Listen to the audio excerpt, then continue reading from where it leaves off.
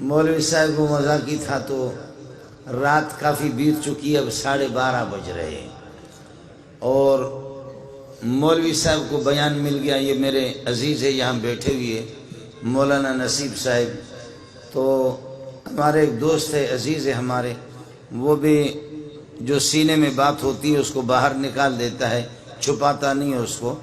تو مولوی صاحب کو جب 1:30 بجے اور 2 بجے خطیبوں نے اپنی تقریریں کی، آخر میں مولوی صاحب کو بیان دیا کہ آپ کا بیان ہے. تو اب لوگ اس طریقے پر جھوم رہے ہیں اور سوئے ہوئے. تو ایک آدمی نے اس قسم کا بم چھوڑا کہ خدا کی پناہ.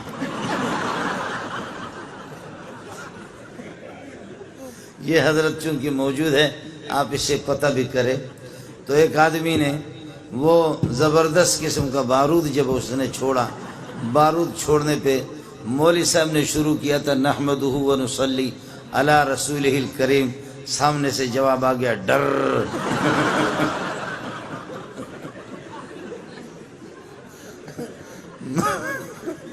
مولوی صاحب چونکہ میرا عزیز ہے تو یہ حضرت بیٹھے ان سے پتہ کرو.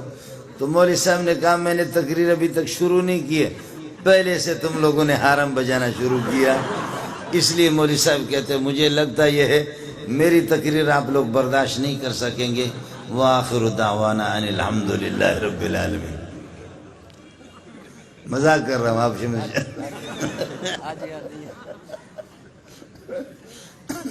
مولوی صاحب نے کہا خدا کی بنا بھائی مجھ سے تقریر نہ کرواؤ ورنہ حالات پاکستان کے خراب ہو جائیں گے، اور اس طریقے پر جو ہے نا پولیس والے غریب کس کو پکڑیں گے جب اس قسم کا سلسلہ شروع ہو جائے گا.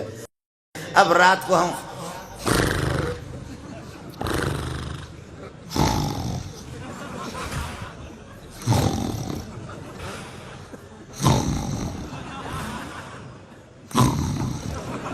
خدا کی قسم، اور وہ ایک موٹا سا، اس موٹے کو چارپائی سندھ میں جو کوئی مہمان آتا ہے تو چارپائی پہ اس کو سلاتے، چارپائی پہ اس کو باہر سلایا گرمی کی وجہ سے. اب جب اس نے حرم بجانا شروع کیا تو ایک چھوٹا سا کتا جس کو ٹیپو کہتے ہیں نا، ٹیپو ٹیپو ٹیپو کتا آ کر کے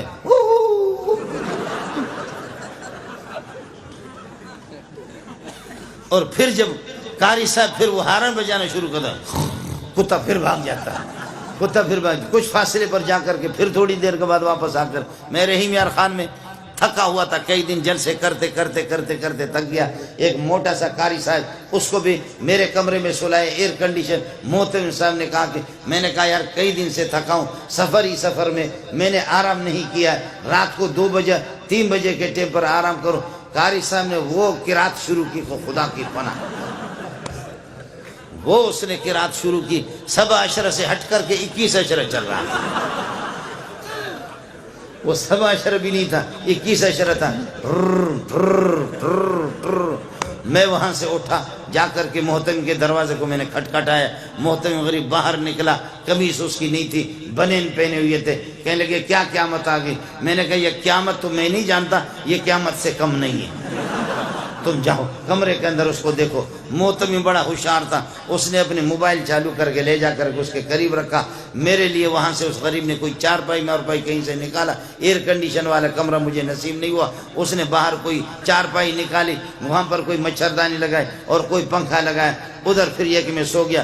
اس نے ٹیپ کر دیا اور ٹیپ کر کے صبح کو قاری صاحب کو میں نے کہا قاری صاحب نے بھی، اس نے بھی 2 شادیاں کی ہوئی تھی. میں نے کہا قاری صاحب خدا کی قسم تمہاری بیویاں اگر نماز بھی نہ پڑھے تب بھی جنت میں جائیں گی.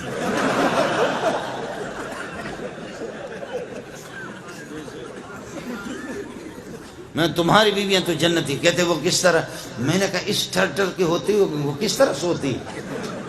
وہ بیویاں اور بچے ایسے جو تم نے ٹھر شروع کیا وہ کس طرح؟ کہتے نہیں میں کوئی ٹھر نہیں کرتا. محتمم نے موبائل کا بٹن لگایا، کہا یہ ہے سر، یہ آپ کی رات والی قراتیں جو آپ تہجد میں پڑھا کرتے ہیں. آج بھی آپ دیکھو ہمارے شیاطین کو، عمر کا نام لے لو، اور آپ کو یہ بتاؤں جن کو احتلام ہو رہا ہے وہ یہ کر دیں رات کو والسماء والطارق پڑھے، والسماء والطارق کے بعد قلم کی ضرورت نہیں، اپنے ہاتھ سے ادھر لکھو عمر عمر لکھو، اور یہ کہ اپنے ناڑے کو مضبوط باندھ کر کے شلوار کے اندر کرو۔ آپ کو احتلام ہو گیا تو مولوی منظور کو فون کر لینا، کبھی بھی احتلام نہیں ہوگا، شیطان ان پر چڑھتا ہے۔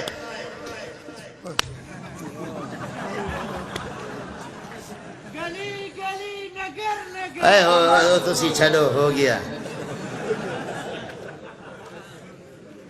کر کے دیکھ لینا۔ میں برطانیہ میں نہیں رہ رہا ہوں، فرانس میں نہیں رہا ہوں، اسی ملک کے اندر رہ رہا ہوں، اسی ملک میں رہ رہا ہوں۔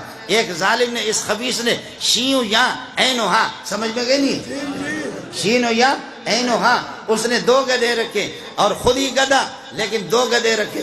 اس ظالم نے، اس خبیث نے ایک گدھے پر لکھا ابو بکر اور دوسرے گدھے پر اس نے لکھا عمر۔ ارے چھوڑ، دوسرے پر اس نے لکھا عمر۔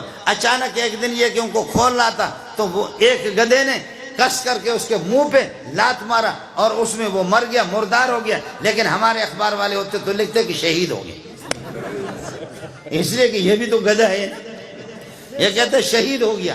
تو اس کو گدھے نے منہ پہ جب مارا، امام ابو حنیفہ کو بتایا گیا، امام ابو حنیفہ رحمۃ اللہ علیہ کو بتایا گیا آپ کا ہمسایہ شین یا عین ہا، کس کو سمجھ میں آ گیا؟ شین یا عین ہا، جس نے دو گدھے پال کر کے رکھا اور اس طرح صحابہ کی گستاخی کر کے ان پر ایک پر لکھا تھا عمر اور ایک پر ابو بکر لکھا۔ ایک گدھے نے رات کو اس کے منہ پہ ایسے اخلاص سے لات مارا ہے کہ وہ وہیں پر مردار ہو گیا، فوراً جہنم میں پہنچ گیا۔ امام ابو حنیفہ نے فرمایا میرا ایمان ہے، مجھے یقین ہے، جا کر کے پتہ کرو اس گدھے نے اس کو مارا ہوگا جس پر اس نے عمر لکھا ہے۔ جا کر کے پتہ کر کے معلوم کر لو کہ کس گدھے نے مارا ہے، جس پر عمر لکھا ہے اسی نے اس کو یہ کہ مارا ہوگا۔ چنانچہ لوگ گئے، معلوم ہو گیا کہ جی ہاں اسی گدھے نے مارا کہ جس پر اس نے عمر لکھا تھا۔ کاش کہ عمر زندہ ہوتا تو تمہاری کھال اتار دیتا۔ نیند تو نہیں آ رہی؟ فرمایا کہ عمر، اور حدیث میں آتا ہے کہ جس وقت اذان ہوتی ہے تو شیطان یہ کہ بھاگ جاتا ہے، یا پھر وَلَهُ زُرَاتٌ، شیطان ٹیٹ مارتا ہے، تپختہ کے سوائے تیزونا۔ یہ حدیث ہے، یہ بخاری ہے، یہ مسلم ہے، یہ میرے نبی کا ارشاد ہے۔